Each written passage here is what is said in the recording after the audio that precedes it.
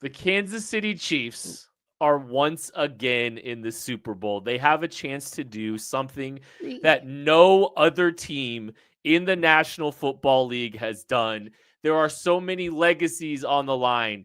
There are so many opportunities for this core of Chiefs players to cement themselves in the history of the National Football League and of sports in general. How are they going to do it? Let's talk about how they beat the Eagles. Let's go! Thanks for listening to KC Sports Network, proudly presented by Emprise Bank. If you're thinking about starting a business or know someone who is, check out Emprise Bank's SBA loans. It's always good to know your options, and they can be your partner in possible. Welcome in again for the third straight season of a Super Bowl game preview edition of the KC Laboratory, presented by Emprise Bank, member FDIC, our tremendous partner in Possible. The energy is there. The excitement is there. You can feel the magic in the air. Maddie Lane, you ever walk into a place and just feel the magic? Can't. I have, and it's the Learning Tree, a toy store that's been sparking creativity in KC kids for over 25 years. When Brett Goodwin and Alan Tipton took over, it wasn't just about selling toys. It was about keeping the community alive. But buying a business, that's not a small feat. And that's where our friends at Emprise Bank came in. They made sure the transition was smooth, handling the SBA loan so Brett and Alan could focus on what they do best, making childhood awesome. Just like your transition. So smooth. Kansas City families love this place. And with Emprise Bank, it is here to stay. That's why you need a bank that gets it. Visit emprisebank.com/SBA to learn more. Emprise Bank, member FDIC, our incredible partners in Possible here at KC Sports Network. And man, the energy has picked up for me. I don't know if the energy is picked up for you, but because the Kansas City Chiefs have been the best team in the National Football League over the last few seasons, because they have absolutely owned and broken the brains of 31 other organizations in the NFL and their fans, it's starting to feel a little bit more like, like the season. This is it, right? Like the last couple of weeks is really what it's felt like. It's felt like this has been the season. It's felt like it's always led up to this. It's always led up to the inevitable Arrowhead Invitational. We went through that. We've had time to overthink this game and discuss this game, and here we are. We are on the precipice of this Super Bowl starting, Chiefs versus Eagles, and we are excited to be doing a game preview edition. Maddie, we talked a little bit on Monday, and obviously, real quick, hey, Matt Hamilton, this is not a traditional Matter Day. Unfortunately, Matt Hamilton is sick, as well, so our thoughts are with our guy, Matty Hamilton. We wish he was with us today. It'll be enough Matt for the both of us. Yeah, but we do have a game prediction for him later, so we will get to that. But Matt, we talked Lane. We talked on Monday, and checking on the vibes a little bit. How are the vibes for you? It's a two-part question.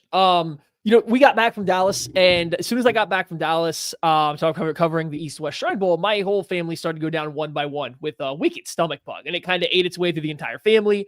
I don't think I got it. My mindset was too strong, but I did come down with something else, like some kind of flu-like symptoms. It was not the stomach, but I was sick the past couple days. So I spent like all day yesterday, pretty much sleeping all day. I have finally shaken it. I've gotten away from the bug now, and I have a renewed amount of energy right now. And it's perfect in time for this podcast because unfortunately for my wife who's in the room next door, she's going to hear me yelling and hooping and hollering this entire time because I definitely have far too much energy that I should have at the time that we are recording this. And I do think part of that is carrying this over for this game that's coming up.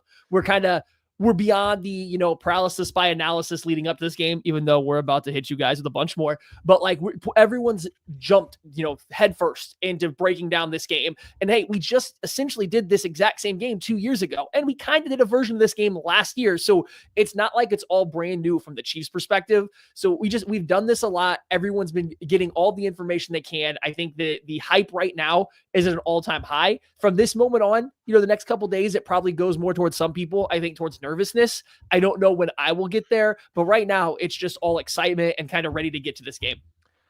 I don't know if I'm gonna get nervous the same way that I have over the last few years. Because this, this is what we do now, right? I'm feeling myself a little bit, Sure. but Well, look at you go. I don't know, man. I've had a hard time getting too up or down, and I think part of it is because like this team has been down 10 in every Super Bowl that they've played in. True. And so like even like does it a poor start early is not enjoyable by any stretch of the word, but like we've also seen this team overcome that. And maybe it's a false confidence because you don't want to continually put yourself down 10 in any situation whatsoever or anything like that. But I don't know. I think it's really hard to get too up or down, like more up. I'm up. I'm excited. I'm hyped, but I think it's too hard to get. Like I think it's been very difficult for me, and I think a lot of Chiefs fans to get too stressed, concerned, scared of the other side, the monster around the corner that is the Philadelphia Eagles, just because of everything that they've been through as fans over the last few years. And like the last time that they lost a playoff game was like nearly 800 days ago. And it's just like an absurd run that this team is on. And I do think you made a good point, like paralysis by analysis. And like, we're going to get into this game. We're going to preview it. We're going to talk about some of the things that the Philadelphia Eagles do well and some of the things that the Chiefs need to look out for and some of the things that the Chiefs need to do to win this game. But it's also a little bit challenging because like, hey, Jalen Carter, man, super good player. Really game wrecker, has the game wrecking ability, and the Chiefs have beat game wrecking defensive linemen in the past.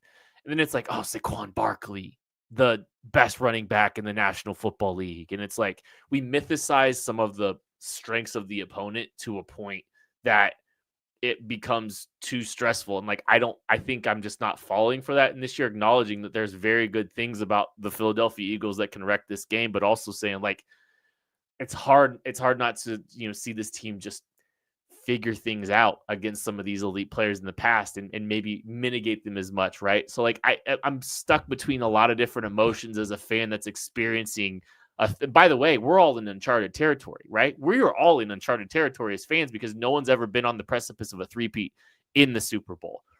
But these are the emotions and the feelings I'm going through in this game right now because this team has done so much in the last 2 years. Yeah, I think that's fair. Like approach it as a Chiefs fan, right? Like you're no longer having first, you're no longer having seconds in terms of like the emotional, like the flood of emotions going into these games. Like it's all, like you said, and it's all come in succession. It's all come very close together. It's not even that you've had like a chance to process it and realize that's not normal. It's going to return to a different level. And so there's still gonna be peaks. Like right now, every Chiefs fan's still riding a high. You can even say there's 2 years in there where they're not winning a Super Bowl, but you're still riding the high. You're in contention every year. You're right there. A couple plays go the other direction and like you can completely change how it looks. So you're riding this emotional high. Nothing that changes on the field is going to change what your thoughts are on it, I guess. And so like from that perspective, I absolutely understand it. I feel like every year as the game gets closer, I kind of start to turn more and more into like not the longevity of it or anything like that, just the initial game, like the actual game, the matchup of the game, and get very excited for that. And sometimes there's ups and downs for that. And like, we're going to see as we go through this, how we feel about this Chiefs Eagles game, but it's just, I think you kind of nailed it. They've been here, they've been down, they fought through all this stuff year after year. And like, what's the reason to expect differently in this game? I will say, starting to hear people talk about this game because it's getting towards the end of the week. Everyone's starting to put out their game preview and stuff. I'd say I was going to wait till a little bit later to like talk about this, but I'm going to talk about it now. It's getting real annoying for me to see all these people sit there on national media or on their podcast or wherever it is and be like, oh, this Eagles team's so good. I haven't seen a team put together this well in my lifetime. This is better than the last Eagles team the Chiefs played and better than the Nick Foles Eagles team and better than all these other teams. Like, isn't this all just recycled words that everybody used last year to talk about the 49ers or recycled words that they used to talk about the Philadelphia Eagles 2 Super Bowls ago? Like that's been the story every time a team plays it. That was the story of the 49ers in 2019 when the Chiefs play, right? Like it's just, that's what it always is. That's been the same story every time the Chiefs go to the Super Bowl. And like, I don't get how we get there. I've heard some people say, oh, if you were to take the 10 best players from this game, it's Mahomes and maybe Chris Jones and everybody else is Eagles. And I'm like, no, what? it's not. That's not true at all. Like we're doing some weird, like, backbending. Like, it almost feels like people are trying really hard to talk themselves into the Eagles should be the favorite of this game rather than the Chiefs, which is asinine. I'm not saying that there's not, like, it's not a competitive game. I'm not saying they don't deserve it. It's just, it feels like people are doing a lot of backbending. They're playing Twister on their living room floor, trying to come up with ways that the Eagles should be the favorite. And it's just, it doesn't make sense. It doesn't pass the smell test. And it's just been very interesting to see everybody in the national media go from last year when the Chiefs won the Super Bowl, we're never going to pick against the Chiefs again. It's just different for them, to all of a sudden we're here again. And it's, the Eagles just have a better team. They're a terrible matchup. They're the better team, 1 through 52. It's just the quarterback position is the only difference. Man, I don't know. I'm getting tired of hearing that same conversation. And somehow we're doing it again here. It took 9 weeks into this season in which the Chiefs didn't lose a game for them to start building straw men to go up against Patrick Mahomes.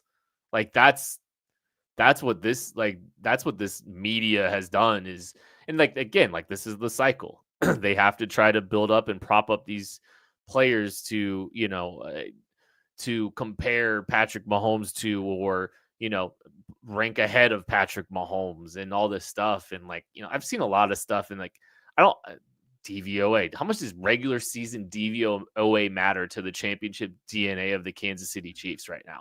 I don't know. It sure mattered to a lot of people predicting last year's Super Bowl. I mean, there's just, I think we are in an era where the Chiefs have, this is why the Chiefs are the way where they're at. They've just exceeded the expectations. They've exceeded the easily quantifiable metrics that so many people want to lean all of their analysis on, is just relying purely on numbers. And I guess, maybe the Chiefs don't need numbers in their favor all the time. Maybe it's not all about numbers. Maybe the regular season means something different than the Buffalo Bills, who are running up their point differential during the regular season, or the Baltimore Ravens, who are the best team in football, even though they lost a third of their football games and ended their season in the divisional round. I don't know. But I don't care. I'm sick of it, and I don't care. And that's why I think there's just this level of confidence and comfort knowing, walking into this game that's a little bit different than I have. I think Chiefs fans are calloused because they've been through this thing so many times. And maybe it's false confidence. Like I've said, maybe it is. But I think I'm in such a comfortable place to be blindsided that because of what this team has done the last 2 years, and because as far as Chiefs fans should be enjoying themselves and puffing their chests out a little bit, because this is the greatest accomplishment in the history of football to this point. Them getting to this point on the precipice of a Super Bowl yet again is the greatest accomplishment in the history of the sport of football. So I'm going to enjoy it a little bit, and I'm going to walk into that game with immense confidence because this team has exceeded anything that any team has ever done and any dynasty has ever done. They are the greatest team in the history of professional football. This is the greatest dynasty in the history of professional football. And there is a chance to even leave no doubt on Sunday. And we're going to preview this game. We've talked enough. I think you can tell how hyped we are. It's pure, it's unbridled excitement more than it is fear. I'm feeling good about this one. I feel good about this one. And we're going to preview the offensive side of the football. And not to say that this isn't a challenge for the Kansas City Chiefs. They're going to walk in there and they're going to win 42-0 or something like that. This is a big challenge, but the Chiefs have been up against big challenges, and they have the right makeup within that building to take care of big challenges and handle big challenges. And the Philadelphia Eagles are a tremendous challenge on defense for the Chiefs. This is a very good defense, very well coached defense with Vic Fangio leading the way there. Maddie, overall thoughts on the Philadelphia defense? It's a very good defense that has a ton of talent. It's also very young. And on one hand, it's super impressive. Just a general thought, it's very impressive how technically sound they play for a defense that is so young. They have a lot of big personalities that are young football players that have a ton of expectations out of them, and they've mostly lived up to it. And they have a lot of guys coming from that Georgia defense, and then some really highly thought of first round defensive backs that have all played big snaps and play important roles in this team. And they are very technically sound for a defensive coordinator that preaches how to be technically sound. And so it's meshed well together. I think when you watch it, though, you do see some of the cracks that are in there. I don't think this defense is quite as dominant as a lot of people have tried to make out this week. And I think that's kind of like where it wants to start. Just jump straight to it, right? The big thing here is if the Chiefs offensive line is going to be able to pass protect against this Philadelphia Eagles defensive line. This, Eagles defensive line is incredibly good. They've taken over games in spurts so far in the playoffs. They've been great. But if you really start to dive into the numbers, like, yes, they've been good, but guess what? They haven't been dominant. The pass rush this year hasn't been as good as it was 2 years ago. If you look at the teams just in the playoffs and you look at their pressure percentage so far in the playoffs, they're second to last out of all the teams that have played a game in the playoffs, right? Like the pressure rate's only 30%.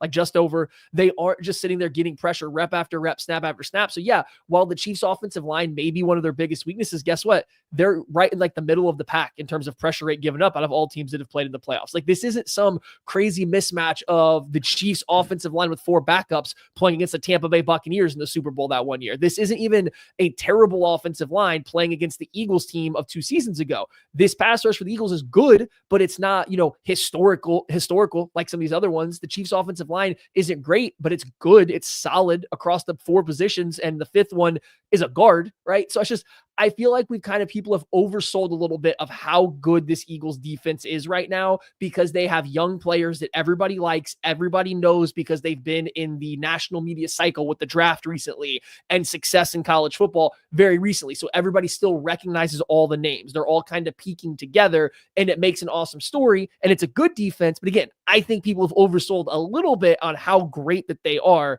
through much of the season. And I think statistically there are some metrics that would give you some, there's some positive metrics I think associated with the Philadelphia Eagles defense. To be clear, they're not bad. They're a good defense. It's just I do think we've mythicized them to the point that it's are the Chiefs going to be able to get a pass off? I think it also almost becomes this just over in previous Super Bowls and previous feelings you get worried that it's just going to be some overwhelming force and. Rarely is it something so entirely overwhelming that it's just, so unable to overcome. And the only time we saw that was when you, me, and Tucker were blocking for Mahomes against the Bucks in that Super Bowl, which Mahomes, by the way, said that's the one game that keeps him up at night. If it tells you how he feels about potentially losing this game. So I don't think that, I think there's some good stuff there. But yes, it's a good pass rush. There's a lot of bodies. There's some depth there. They're gonna be able to throw a lot of bodies up front. They've got a blue chip player in Jalen Carter, who is yet another young defensive tackle. He was he was arguably the best player in his draft class a couple years ago in 2023.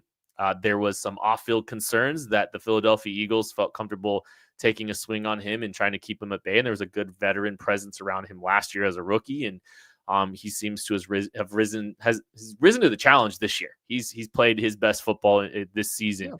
Yeah. And he's a guy that can definitely wreck the game. And one of the questions I think I have for you, Maddie, is, Jalen Carter is primarily lined up over the right guard. And I think it's been talked a lot, but shout out Ron Kopp. I think Ron was the first guy I think I saw bringing that up was Jalen Carter lined up over the right guard a lot more than he did the left guard. The Chiefs are expecting to roll out Mike Caliendo at the left guard position and Joe Thuney at the left tackle spot.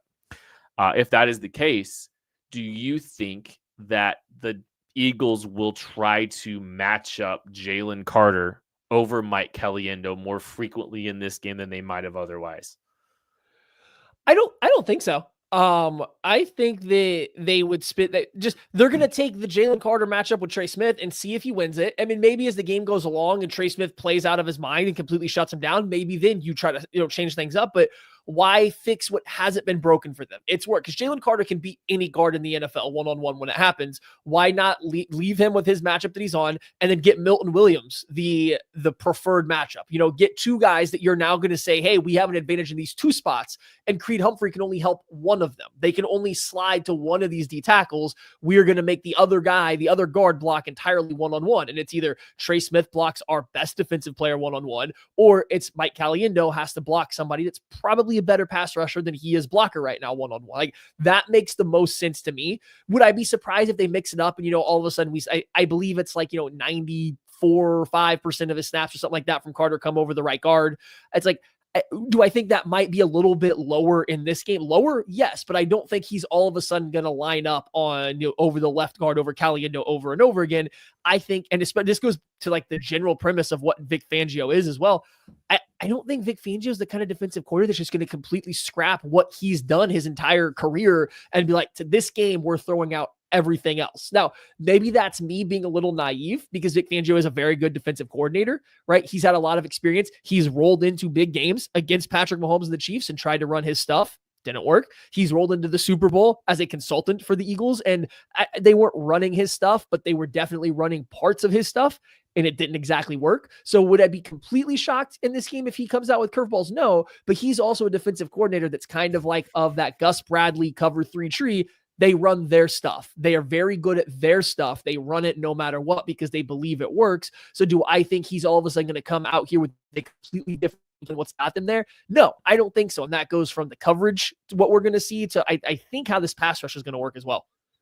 I think there is a conversation that I think might exist a little bit more on the offensive side of the football where, I think when right after the Super Bowl last time around, the Chiefs did the same thing that they've done to teams that were up 10 and thought they had the Chiefs, and the Chiefs just pull the rug out from underneath them. Lucy pulls the football away from Charlie Brown at the last second. No one is going to blame the Philadelphia Eagles for trying to do some things differently to kill the Giant.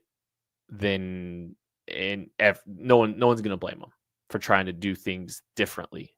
And I think it could manifest itself more on the offensive side of the ball, but maybe it's the defensive side of the ball too. Like they just completely they're going to try to throw something and throw the kitchen sink and throw things out of left field and break every tendency and be a completely different team that they saw. Nothing will surprise me in this game if the Eagles want to try to do that. I think the hubris of some of these coaches, and not in like a bad way, but just like some of these coaches want to prove that they're the best and they want to just do it the way that they've always done it. And they might just believe in the way that they do it. But I mean, good luck trying to slay the Giant just by lining up and doing what you've always done. I think I've kind of overtaken some of the talking points. Give me something that you're really focusing on in this game. I mean, I want to go right back to, I guess, the same well is like Vic Fangio's coverage system. Like his defensive scheme is very well known now around the NFL. It's a lot of too high, and they will rotate a safety down or one back. They'll do the safety rotations post snap, but they base everything out of too high. It's a ton of quarters. It's a ton of quarter half. They've mixed in, this Eagles team has actually mixed in a fair amount of cover 3, but like it's a lot of covering everything top down. They want to keep everything in front of them. They'll break on anything that comes underneath. They tackle almost as good as the Chiefs in the open field, right? Like these are the 2 best defensive tackling teams, or 2 of the 5 best defensive tackling teams in the entire NFL. And it makes sense that they're both here for a reason. And so like everybody knows kind of what the Fangio scheme is. And so in this game, well, first of all, we talked about what it is. It's a too high stuff. They don't want to let anybody get over the top. That's why they gave Mahomes and Andy Reid so much trouble when Fangio was the head coach at Denver. And that's what they were running. Like those games were ugly because the Chiefs offense was trying to air it out and push the ball downfield. And this defense just simply doesn't give that to you. You have to learn to take what's there on time. If you're late taking the check down, if you're late taking the open pass underneath, there's going to be a defender breaking on it really early, and then they're going to make the tackle. So it's really hard to move the ball. Well, this Chiefs offense now, this version of it's really good at doing just that. That's actually what they excel in, is just taking what's there on time, putting the ball even more in position for their guys to, make the yak that's available for them. Mahomes does a great job reading out coverage, getting the ball to where he needs to go. And then now you look at this game, the middle of the field without Nakobe Dean being available. Now it's Oren Burks, a backup linebacker, and Zach Bond, who's been phenomenal this year, but he is better coming downhill against a run or as a blitzer than he is dropping back into coverage. Like it's just, you see some ways if Vic Fangio runs his traditional defense that the Chiefs should be able to attack. And like, if you really start to dive into it, the Eagles in the playoffs have been much worse against quick passes. They give a higher passer rating, higher EPA per play against quick passes that are out in under 2.5 seconds, because you're getting the ball out to your playmakers' hands. It nullifies that pass rush a little bit, but it also takes advantage of having 2, 3, 4 defensive backs bailing on the snap, protecting themselves over the top. So I just think the way this Chiefs offense operates plays kind of good into what Vic Fangio typically does. So, and this goes to your point of trying to do something different. I am curious to see if the Eagles come out and try to play like some man coverage to throw out some tendency breakers. What happens if they come out and say, we're not going to play, or I don't want to call it like passive, but play top down. They play that coverage shell and force you to take what's there. Are they going to be willing to let Mahomes just paper cut them up and down the field? Or are they going to come out, try to be more aggressive and play man-to-man coverage? And if so, what does that look like? We don't know what that looks like. Teams that don't play a lot of man coverage, guess what they're really bad at, Kent? Handling mesh concepts, handling stack releases, and figuring out, who takes who, where do they go, how do we not trip over each other? It's really difficult to be a predominantly zoned team and be like, we're going to go play man coverage against a team that has some of the best man beating concepts, and we're going to communicate this perfectly. So I'm curious how they go about it, because that almost could spell just as much disaster as trying to change what you do and then executing it poorly. And again, like you just said, the Chiefs have great answers against man if they need them. And I think it's good that, the Chiefs have really found their footing with the quick passing game over the last, month and a half of the season. And like with Joe Tooney moving over to the left side, they had to get that kind of, innovation. And it's not innovation. They're doing a lot of the same stuff they've always done, but it was necessitated because of, having to figure out the offensive line. They've kind of mastered that quick passing game, and that's the Chiefs nickeled and dimed the Philadelphia Eagles the last time that these two teams played in the Super Bowl in dominant fashion in the second half of that game. They were perfect offensively, and that's why they won the Super Bowl in the second half. One thing that I do think is worth paying attention to, and part of the reason, if the Eagles are willing to give up the short passing game, they are going to be very good at making plays on the football after the catch. And that's something that the Eagles have shown, and something that they did well against the Washington Commanders the last time that they played this game technically. And you talked about being, so technically sound and good tacklers. They're also really good at the peanut punch. They're really good at making plays on the football. And one of the things, like in the short and intermediate passing game, one of the, things that I worry about a little bit is ball security. We know Xavier Worthy's had some issues with some ball security here in this, the last couple of weeks or during the season, not just double catching, but also he put the ball on the ground against the Texans. That's got to be a big point of emphasis for him, but it's got to be a big point of emphasis for the entirety of the pass catching group. They've all got to be really good about ball security after the catch. I do think that they'll be able to get some yards underneath and move the chains, but they can't have those. They can't put the ball on the ground. That's a crucial factor in the Philadelphia Eagles winning this game and upsetting the three-peat, is if they are able to force fumbles. And so that's got to be one of the biggest priorities for this team heading into the last 2 weeks.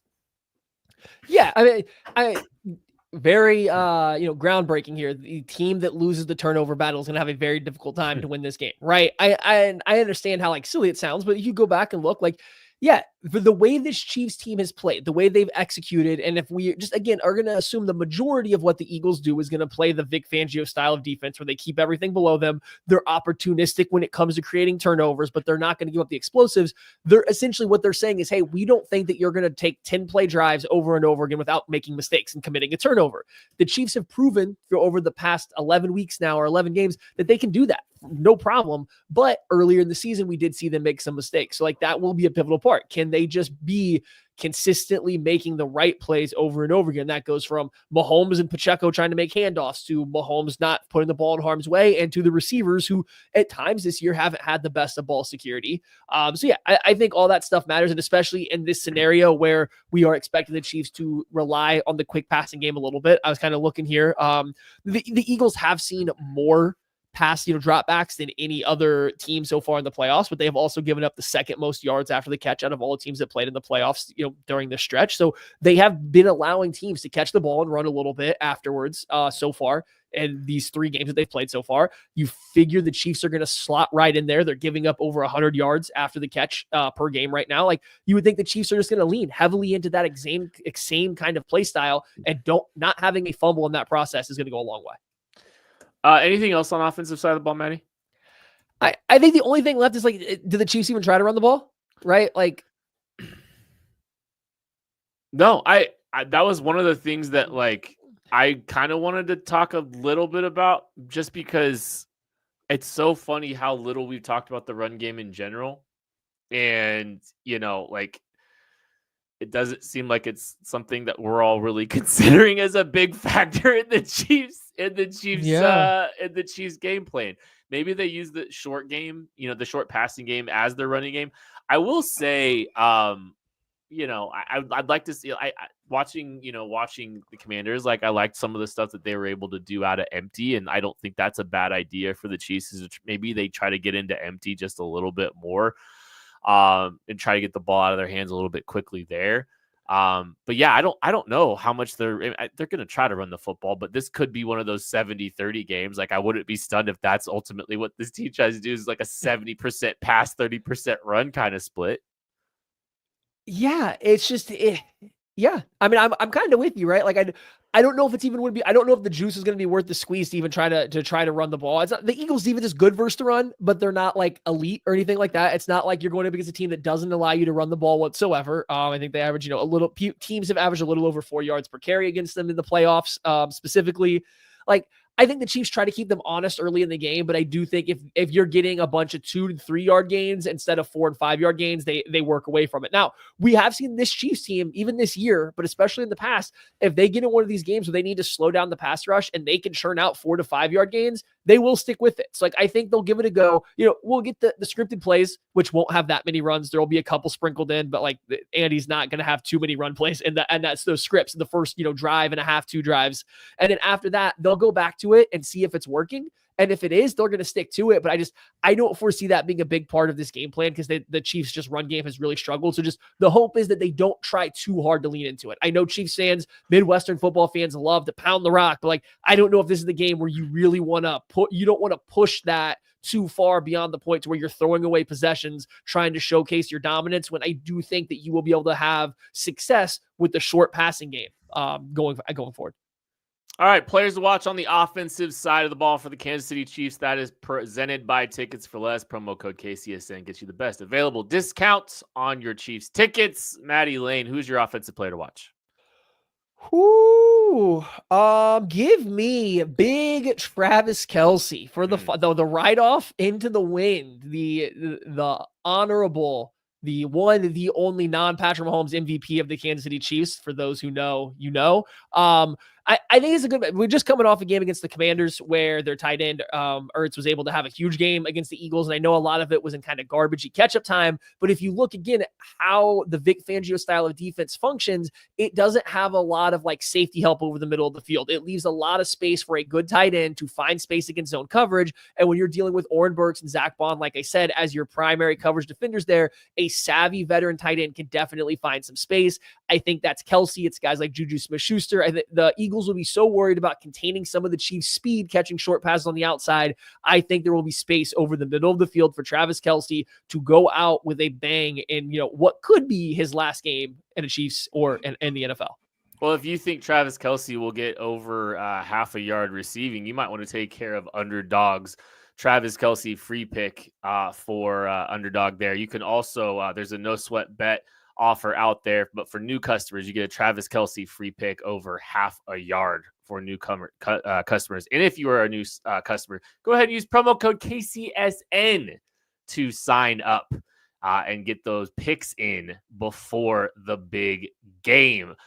For me, I'm going to stay in the middle of the field, for players to watch. And you talk to like, hey, look, we think the quick passing game could work. We think that the Chiefs could have success over the middle of the field. Oh, and by the way, if the Chiefs have to, if the Chiefs see more man coverage than they're anticipating, like there might be they might need some help there. Juju Smith-Schuster had a tremendous game. He was the third highest snap count recipient for the Chiefs in this last playoff game. Did some great things over the middle of the field. And has done a lot of great things over the middle of the field. He's dealt with injuries over the last couple of years, and he hasn't, been with the Chiefs for more than just, this season after his release from the New England Patriots. By the way, great pickup by the Chiefs there to make that. I know there was a lot of people like, I'm really glad that they did that. But if the Eagles are going to run business as usual, like I think Juju Smith-Schuster is someone that can win over the middle of the field the same way that Travis Kelce can. If they go man coverage more, Juju Smith-Schuster is one of the best players in the league at helping free up receivers against man coverage. Like, he is a good rub route runner that can help kind of free up open other players on the offense. And so if if they see a lot of man, Juju's still someone that can have some value in that regard too. So I think Juju could have a big game in this game if they get the right looks and get the right opportunity. So give me Juju Smith-Schuster as my offensive player to watch. We're going to take a break. We'll be back right after this. Shop Chiefs tickets and more with no fees. Plus, save big with code KCSN at ticketsforless.com, the official ticket provider of KC Sports Network. Thanks, everyone, hanging out with us on the Super Bowl preview edition of the KC Laboratory. We have talked about the offensive side of the ball. All right, time to talk about the defense. Real quick, can I say one more thing offensively? Then we can go on. It's going to be quick. We talk about the quick passing game a lot. Clean cut a show. Kid, where else am I going to put this? Where else? What else am I going to do with this information? No, people are going to know this. People are going to know this. We talk about the quick passing game a lot. Don't throw screens. Okay. Like the quick passing game doesn't mean it has to be behind the line of scrimmage. The Eagles are like the best defense at defending passes behind the line of scrimmage. If Trent McDuffie's number 1 in the NFL in blowing up screens, like against wide receiver screens, Cooper DeJean is number 2. The quick passing game beyond the line of scrimmage, good. Behind the line of scrimmage, a little bit wishy-washy there. Jet sweep's fine, but like the screens, just be careful. Be careful on the screens. That's all I wanted to get in there. Really glad you just killed the flow of the show for that. No, it's good. Yes. Much like Cooper DeJean can kill the. You get a great joke off of it too. If you didn't kill the joke, you had one lined up. It's okay. We can talk about the defense now. Big challenge for the Chiefs. Obviously, it starts with Saquon Barkley, the best running back hands down in the National Football League, and arguably the best player in the league outside of Patrick LaVon Mahomes. I know what you're going to say. It's okay. This year, vacuum, maybe he is. I don't care. I refuse. I didn't say that. You had a face. Anything. You had a little face going. Yeah, this thing's kind of running through Saquon. Saquon is like their game changer on the offensive side of the ball. How confident are you that the Chiefs are going to be able to mitigate Saquon Barkley in a meaningful way? Okay. How do I'm decently confident that Saquon Barkley will not take over this game. Could he break off an explosive run that hurts the Chiefs? Yes. And if that results in a touchdown on one drive, so be it. I don't consider that taking over a game. I don't think this will be like some of the other games this year that we've seen from Barkley, where it feels like every third time he touches the football, it's a chunk play waiting to happen. If you look at the past, the Chiefs have been phenomenal at stopping the run in the playoffs. I don't think under Spagnuolo, they've given up a 100-yard rusher in the playoffs while he's been with the Chiefs. I think if you go look at, and there's a tweet going around right now, and I forget what it was, but essentially Saquon Barkley against bad run defenses, very good. Saquon Barkley against other teams that aren't bad run defenses, good, just not like this crazy elite level that's, pushing for the rushing record in the single season. I have this from, and it's from Curtis Seabolt, who is absolutely wonderful. Saquon Barkley has 2,447 rushing yards this season. 1,529 of them came in 9 games against defenses that ranked 22, 22, 25, 27, 29, 30, 31. 30 again, 32 against the run. And the other 10 games of that season, he averaged 92 yards on the ground. And the Chiefs were 8th in the NFL in run defense this season. And let me be very clear, 92 yards is very good for a running back. That's still very good. So, I don't think that it's going to be like shutting down Saquon Barkley. I just don't think that they are going to let him completely take over the game. If I have learned anything from Steve Spagnuolo, and the blitzes are one thing and being a little chaotic is another, but Steve Spagnuolo very much kind of follows a lot of what Bill Belichick's philosophy is. He's going to make you win in a way that you don't want to. So he's not going to let Saquon Barkley run all over them. They will go out. They will sell out at some point in time to start stopping the run, whether that means constant run blitzing from the linebackers, whether that means playing the 5 down fronts and trying to figure out the coverage on the back end. They are going to do enough stuff to make sure that Saquon Barkley doesn't absolutely dominate and take over this game. And again, it might end up, there might be an explosive run for a touchdown. Maybe there's 2 of them in there, but I just don't think it's going to be a consistently beating him over the head. I don't think it's going to look like it did in the Washington game where he kind of just felt unstoppable every single time he was on the field. I feel pretty confident the Chiefs will do that. Now, how are they going to do it? I don't know. That's where it gets tricky, right? You got to figure out how to stop them. teams have had more success, oddly enough, playing the Eagles from too high against the run. And I think it's because Saquon's so explosive that as soon as he makes the one cut and breaks past that, that first level, if you have bad angles, if you're coming from a flat angle and trying to get over the top of wherever he's at on the play, you're not catching him because he's faster than you. And then he's bigger than you. So you're not going to get him down. So you have essentially one defender. If you aren't perfectly gap sound, you have one deep defender to come up and run the alley. You go back and watch the Washington game. The safeties were just taking terrible angles all over and over and over again. And that's where a lot of the success came from. So I think the Chiefs just got to stick to their typical too high structure, play the run game top down. If they get into trouble, like we said, run blitz, you start going 5 down front maybe, but that might play into what the Eagles want. I would say the one good thing is thankfully the Eagles don't go a lot of 12 person or 21 personnel. And when they do, it's Grant Calcaterra, and he's not a scary blocker. So the one thing that gives the Chiefs the most trouble on the ground is having a fullback out there. And that kind of is like Nick Bolton's kryptonite, and Leo Chenal gets lost on the back end of some of those plays. Without that really a major threat from the Eagles, it's just going to become a lot more mano a mano. And the Chiefs typically under Spags do a pretty good job in that regard. I would be fascinated to see this team try to create more negative plays on first down. You can slow Saquon Barkley down by putting him behind the sticks a little bit. That's not going to be an end all be all because they still might have 2 downs to get to that tush push or whatever. But I do think maybe you can, be a little bit, maybe they try to break some tendencies and be a little bit more ultra aggressive on some of these early downs with some of these run blitzes and just try to be aggressive period to try to generate some negative plays and give the Eagles a lot to think about, on early downs, just to try to slow that team out. Hearing Steve Spagnuolo talk today about the tush push and if you could stop this one, he's like, no, he's like, no, not really, in different terms. You just said keep them out of it, right? And the Chiefs can't, the Chiefs they're playing 1st and 9, they're playing 1st and 8 every possession really, and so they've got to be able to try to get a couple of yards back, I think, on early downs to help put themselves in a situation where they're not having to deal with some of the short yardage stuff that the Eagles have at their disposal in this, in this game. So just in general, this is just what they're very good at.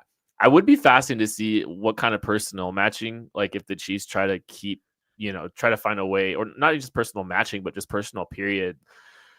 I think Leo Chenal is a unique game changer that, he presents some challenges and he's just an elite run defender. I think he's pound for pound one of the strongest players in the National Football League. And we see him change the line of scrimmage actively as a run defender when he's walked up into a gap or walked up over a guard or, blitzing or whatever it is. And, he's a guy that can wreck run plays. And I'd be curious to see if the Chiefs try to find a way to get him on the field a little bit more, if it's a 3 down look to keep him on, or maybe they're matching some personnels a little bit differently by, keeping 3 tight ends on the field somehow, nickel or just base, getting cute with it a little bit to try to figure out how to, hey, we're going to challenge you to throw the football, but we're going to have the kind of personnel on the field to stop the run. Well, and predominantly, the Eagles offense, they are first in the NFL in 11 personnel. And this is during the regular season, but they were first in the NFL at over 70%. Then they played a little bit of 12 personnel, a tiny bit of 21 personnel. It's just, they didn't really do much besides 11 personnel. And I think for the Chiefs, typically they're not going to go base against 11 personnel. I do wonder in this particular matchup though, if they would to keep Leo Chenal, especially on rundown, on a second rundown, 2nd and 5 or something like that, I could absolutely see them keeping a Leo Chenal out there. I wonder if on 1st and 10 they would, and you mentioned it, I wonder if they get into some of their 3-3-5 type looks here. We were talking about it, what if you don't have Saquon Barkley wants to run against a team that has a lot of players up at the line of scrimmage, because when he makes that one cut and breaks through, he's winning the next foot race. If you go with a 3-3-5, you were at least putting, 3 players on the 1st and 2nd level. It's going to give some advantageous blocking angles to the Eagles offensive line if the D-line can't hold up. But if your D-line can't hold up well, if Mike Pennell's having an awesome game there in the interior, holding up a Jurgens and handling Mekhi Becton's combo blocks and whatnot, that can give some freedom to the linebackers. So yeah, I wouldn't be surprised to see some 3-3-5 looks and random spots to see if that throws a curveball at some of the Eagles run stuff. So yeah, I'm with you on how to do that. I'm curious. I don't think the Eagles are going to change what they do offensively. I don't think they're going to start going heavier personnel. I think they're going to mostly come out in 11 personnel and see how the Chiefs match, because I think they probably feel confident in their ability to throw the ball against Chiefs base defense out of 11 personnel. And until the Chiefs stop it, they're probably going to feel pretty confident in their ability to run against it. I think, and I still tie in a little bit some of it, but I talked a little bit earlier, and I don't think anybody is going to, discredit the Eagles for trying to be different a little bit than what they've done to try to kill the giant. I wouldn't be stunned to see this team even double down a little bit on the run game and just be ultra aggressive on fourth downs and just really try to just make go out on your sword a little bit. And just try to be super aggressive with some of their fourth down decision makings where maybe you would have punted in some situations. Look, if there's even any question, it's a go, right? And 30 or your 30 or your opponent's 30 and on. Like, it's just like being ultra aggressive with some of these, and like maybe the play. If you are gonna walk into a game coming up with that expectation, like we're just gonna go crazy aggressive and we're gonna try to, we're gonna leave no doubt and try to kill the giant here. That can affect your play calling. That brings Saquon into the mix even more, in my opinion, because now you can live, at times with getting into these 4th and 2s a little bit more. I don't know. I wouldn't be stunned to see the Eagles just be a little bit even more aggressive with some of these decisions on 4th down than any team really has at this point. Just because of this is the team that no one seems to be able to beat. I mean, yeah, I think the Eagles will definitely go be aggressive on 4th downs. They might try to reach in the bag for some more stuff. It's just even more so than them defensively. I don't think the Eagles have other pitches to throw on offense. And we're talking grand scheme things, 4th down decisions, maybe running the ball on 2nd and 10 more often than you would during the race, stuff like that. I could see, but if we're just talking a full wholesale change to, the Chiefs are selling out to stop the run, let's just become a spread passing attack. I don't see that in this team's wheelhouse. So I don't know offensively what all they can change other than stay ahead of the sticks with Saquon Barkley, try to ride him to victory. When it doesn't work, you're going to have Jalen Hurts throw up some shots. We said YOLO balls, I think, earlier in the week, and that's not fair because Jalen Hurts has been a little bit better about taking care of the football. But when they do get blitzes, when he does get under pressure, or when they're taking shots, they aren't afraid to throw the ball to AJ Brown in very tight, contested one-on-one situations down the sideline. And Jalen Hurts throws a pretty good football in some of those situations. So stuff like that, I think, is definitely going to be there the whole time. I don't know how much they can really change what they do. In the grand scheme of things. So that takes, I guess, to the next thing is how do you think the Chiefs are going to handle the covering of the Eagles wide receivers, right? AJ Brown, obviously very good. He plays almost all on the outside.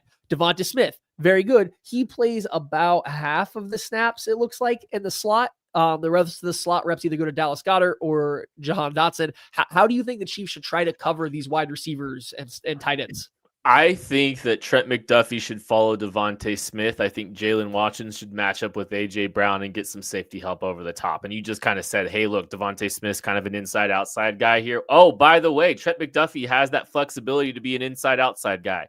Jalen Watson is the best physical profile when you take everything into consideration, ability, consistency, reliability, size, all that stuff, to be the guy matching up with A.J. Brown. Better at the catch point than Trent McDuffie has historically, and Trent got by AJ Brown down the field in one of those in the last time that these two teams matched up. I think I'd roll with Devontae on Trent, and then I think I would give a little bit more help to Brown and give him a little bit of help over the top, but give Jalen Watson the assignment. I think that's how I would handle it. I will tell you this. I was thinking about making my player to watch, Shamari Connor. I know that, he's been maligned at times by fans and he's had some inconsistencies in coverage, but I think this is a game that you play, Shamari Connor, because he's got the physicality against the run. And so, he's done some good things there against the run. And I think you live with him in coverage in this game because, if you're gonna, give up, out routes and field outs to Trent Goddard, to Dallas Goedert, from Jalen Hurts throwing those out routes. Like, I think if they can do that consistently, I live with that a little bit, right? So I think that's kind of how I'd handle it. You're muted. I'm with you there. If I was in charge, I would have Trent McDuffie follow Smith around. I think the types of route Smith runs actually is very much what Trent McDuffie does well. It's a lot of crossers, a lot of overs, it's a lot of digs and stuff like that. And these are things that McDuffie excels at because he has so much trust, and as he should, in his change of direction ability, that he just stays on top of all these routes and then waits for the receiver to break and stays in their hip pocket all the way. So I like that matchup. I think you could give a bracket of safety help over Jalen Watson, who's very good on the outside with AJ Brown, and not have to sacrifice too much of your like run defense help from a safety, right? Like I think Brian Cook or Justin Reed or Jaden Hicks are capable of offering that help to deep passes to Jalen Watson, but also still be able to play downhill against routes. Like that is 100% the route I'll go. I did see this, how many times did Spags follow the receivers once Steve left? Early in the year, before Watson got injured, I know against Jamar Chase, Trent McDuffie followed him around into the slot across the field. I think there were some other games earlier in the year too. I think he kind of followed Zay Flowers around a little bit in the week 1 too. So like when McDuffie was still moving around or had the ability to, they did it some. I think this is a game where they should. Because you do get a little scared. Like Trent McDuffie on AJ Brown, if he stays outside, it's not a bad matchup. You're obviously going to take that, but we've seen AJ Brown, he's really good at 50-50 spots. That is where Trent McDuffie does seem to have his most difficult time on the outside. And he's really good in press. Well, AJ Brown's like the best wide receiver in the NFL against press coverage, right? Like his yards per route runs like 5 yards or something like that. So it's a little bit of a scary matchup. If you have McDuffie out there and you're going to leave him one-on-one with somebody, you want it to be somebody that he's going to be able to shut down and not have to think twice about it. I'm not saying I'm concerned about an AJ Brown versus him matchup. I just don't know if it's quite sit it and leave it, sit it and forget it as it would be, as I would feel with him on a Devonta Smith going forward. So I would go that route as well. I think the last thing we have to talk about is, pressuring Jalen Hurts, blitzing him. He got a lot better versus the blitz this year. If you go and look at the numbers, he's actually it's not like dynamic plays, but he was very successful against the blitz. And then you go back and you start to watch the plays and you're like, well, wait a second. A lot of the blitzes he's seeing are very basic, just 5 men up on the line of scrimmage and all 5 guys come. And DB walks up late and the DB comes. And he's just taking the first read right outside of it. He's knowing where his hot guy is and he's throwing the ball to him immediately, right in rhythm, and it looks fine and everything's working. And good for him. He got a lot better at that this year. But then you start to watch and you really dig through some of the ones and you look at the plays against the blitz and he struggles. All of a sudden now, they're giving him a different look. It's not so obvious where the pressure's coming from. His hot read's covered and he has to start progressing through his reads. And you just see Hurts' brain just kind of shut down in that moment. It's, my first read is covered. I'm going to try to run. The blitz is coming from somewhere I didn't expect, or this pocket's collapsing on me right now. I'm just going to kind of sit here until I get hit. Like he still has the same tendencies against the blitz. You just do have to get him. You can't just walk somebody up and rush 5 straight ahead and expect somebody to win. You have to make him work for it, but he is still very, very gettable against the blitz, especially if you can take away his hot read. So when we're thinking about that, maybe you don't man blitz a ton. Maybe cover 0 isn't the answer all the time. Yeah, obviously Spags will mix it in, but maybe you get back to some of the fire zone stuff where you are dropping a defensive end out into the slant that they love to throw to AJ Brown. Maybe you are flooding a defensive tackle away to take away a hitch or a cross, like just something else. Get into some of your fire zone stuff. The Chiefs have gone back and forth between being a heavy man blitz team or zone blitz team throughout the years. This might be a game where you really dust off some of those zone things, because I really think if you can take away that first read for Hurts when you blitz him, you're almost guaranteed to see him either scramble or take a sack. And it's pretty much one or the other. There's very little progressing through the reads when the blitz is on the way. You talk about man blitzes too. Jalen Hurts is a athletic quarterback. He is a good QB runner. He is not a great scrambler.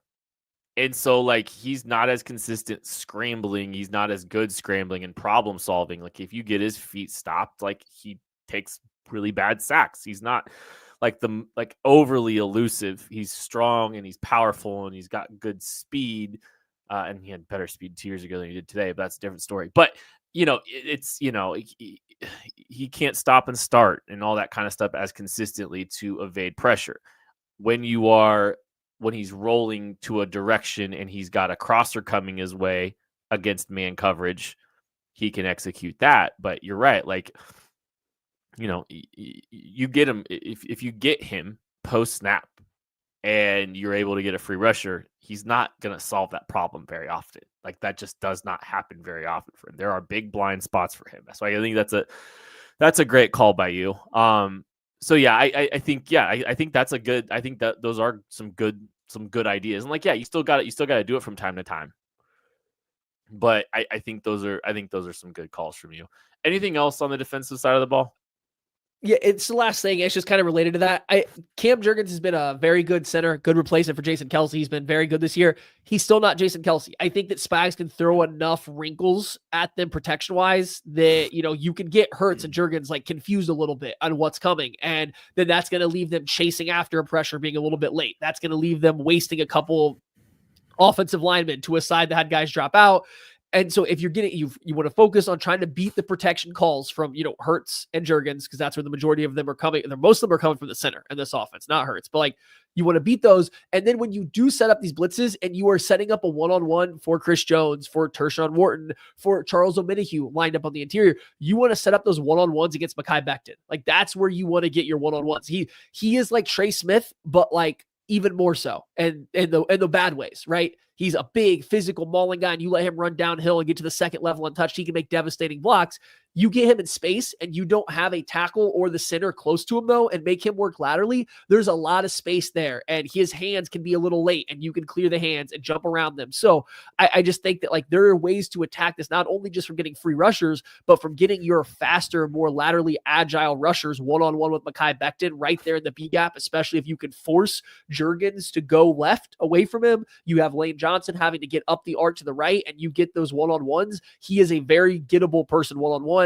Same thing on the other. If Landon Dickerson's knee isn't 100%, same thing with him. He's another guy that's gettable by lateral agility, especially if he's going to be even remotely injured. So I don't think this goes back to my same thing with I don't think the Eagles' offensive line is quite as good as people make it out to be. Like I think that they keep comparing this team to the last Eagles team. The Eagles' offensive line 2 years ago is better than this one, and so I don't know why people haven't talked about the susceptibility of the interior of this offensive line very much. Cam Jurgens and Landon Dickerson, both limited participants. They were full participants. Wait, hold on. Sorry, they were both full participants. Never mind. But they both have been dealing with back in. I know, but they've been dealing with injuries. I mean, Cam Jurgens wasn't supposed to play in that game against the Commanders. He was a break glass in case of emergency, and then Landon Dickerson got hurt. So like they've been dealing some injuries over there on the Eagles side. Defensive players to watch is brought to you by Tickets for Less. Promo code KCSN gets you the best available discount on your Chiefs tickets. Matthew, who do you got for your defensive player to watch? Give me Justin Reed, safety, one of the guys we haven't talked much about, but we're talking about stopping Saquon Barkley. You might as well go with the second best tackler on the team after Leo Chenal, who doesn't miss any tackles. Justin Reed is right up there. Phenomenal tackler. You're talking about a guy that's going to be coming from depth a little bit more. He's probably going to be the guy that has to run the alley the majority of the times against some of these Barkley runs. He can't miss. He can't be behind the alley. He's going to have a very important role in stopping the run game. And then you talked about Shamari Connor earlier. I think he could have a big role in this too, but someone's also got to stop Dallas Goedert, right? Like somebody's got to draw that matchup a lot. Somebody's got to be getting that zone over the middle of the field and stuff. And if we think Trent McDuffie's going to kick into the slot on Devonta Smith a lot, that means that Shamari Connor, I don't know exactly where he's going to slide in. So that might mean a lot more Justin Reed has to pick up the slack against a tight end. And the Chiefs haven't been great against tight ends so far this year, but Reed's been phenomenal in the playoffs. His IQ is off the charts. I think this could be another game where he just really pops for a play or two here that you just don't understand how he knew what was coming and makes a big one.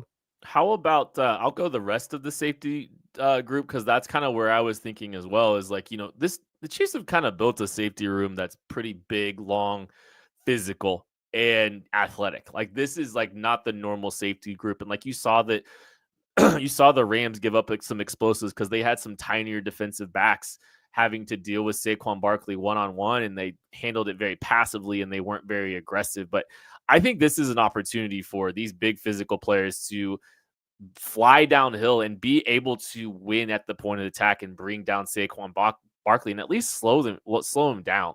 You can't have passive players in the secondary flying down, running the alley in this game. And we've seen that too much with some of these explosive plays. And I do think you're right. The Chiefs could play more top down, even against the run, because they want to try to make sure that they are not giving up some of these explosives.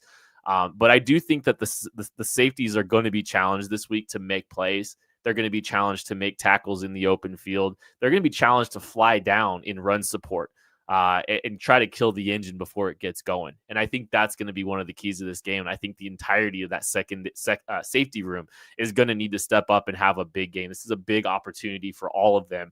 And I think that's going to be one of the big stories in this game if the Chiefs are able to stop the run. Okay. Last game prediction of the season. This is the last game prediction we will do until September.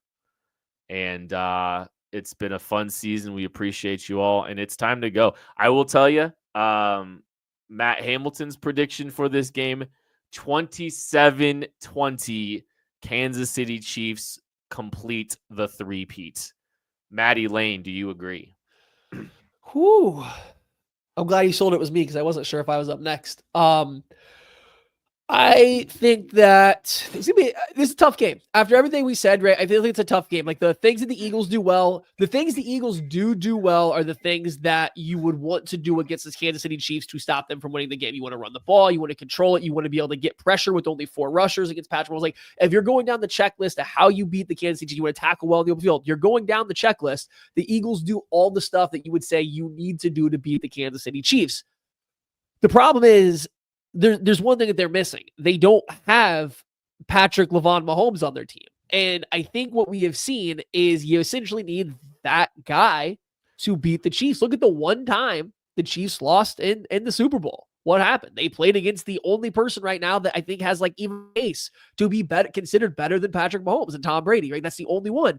Jalen Hurts isn't that guy. And that's no slight to him. He can be a good player, but he's not Patrick Mahomes. And so you can have all the stuff needed on the checklist to beat the Chiefs on paper. It doesn't mean once the bullets start flying and the game starts going that you can do it.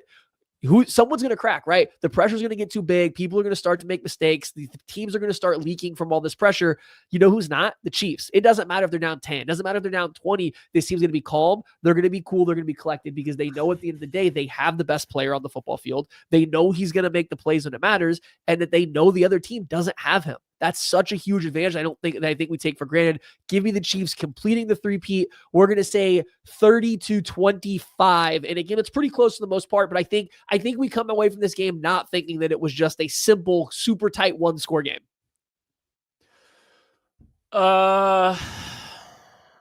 Man, I think the emotions really started to kick in this week. In earnest, they really starting to feel, a lot more real than they have during, a lot of the season. And even the Bills game was big. And I think that's, where the season kind of started, but it's really starting to pick up. And I think the magnitude of this game is so obvious. And it's so fun to dream about this team being able to complete the three-peat.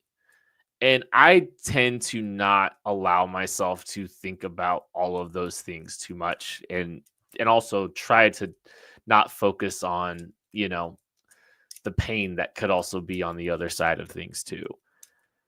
I feel like there's a lot of calmness to this fan base, and I think there's been a lot of it's so relaxed, right? And it's just this quiet confidence that exists because this team hasn't lost the last 2 Super Bowls. They are on an unbelievable streak, and they are doing unprecedented things in the history of this sport.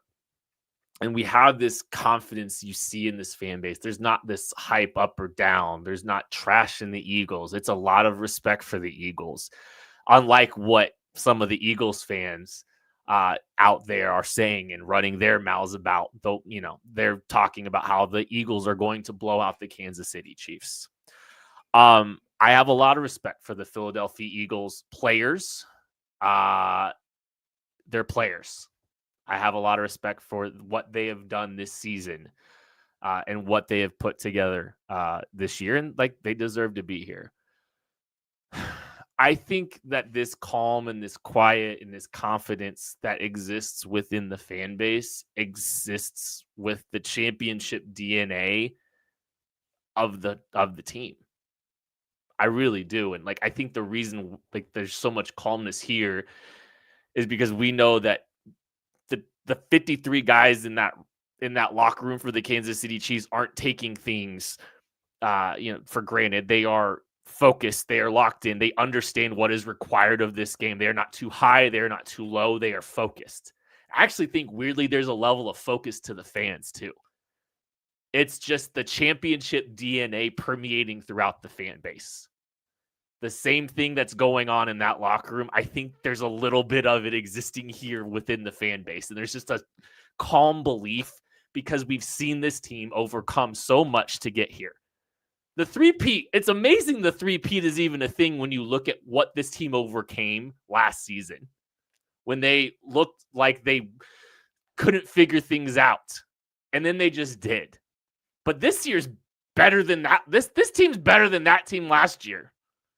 And this team has more ways that they can win this year than they do last year. They have more offensive firepower. They don't have to just rely on not making mistakes. They can win that way if they want. They can win any way you want. I don't care what version of the game happens in this Super Bowl. I don't care how this game goes. I'm picking the Kansas City Chiefs to win. You want to call it a blowout or you want to call it a shootout? Chiefs in a shootout. You want to call it a defensive game? Chiefs in a defensive game. I don't care how you spin it or how you try to frame it. I don't care if you think it's going to be a low-scoring game, a high-scoring game. The Kansas City Chiefs are walking out of New Orleans with a three-peat because they have the best player on the planet, and the Philadelphia Eagles don't.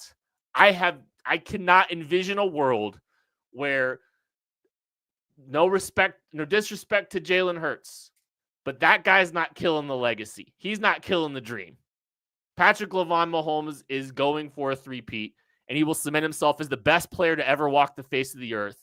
4 championships before the age of 30 and a three-peat before he turns 30. That is going to do it. We'll go, I don't care, 30-23 Kansas City Chiefs win. How about that? We're going to talk to you. We'll talk to you after the Chiefs three-peat on Sunday. That is going to do it for this episode of the KC Laboratory. Make sure you're checking the post game out because the celebration is going to be epic. We can't wait. We love you. We appreciate you. We'll catch you later. Killed it.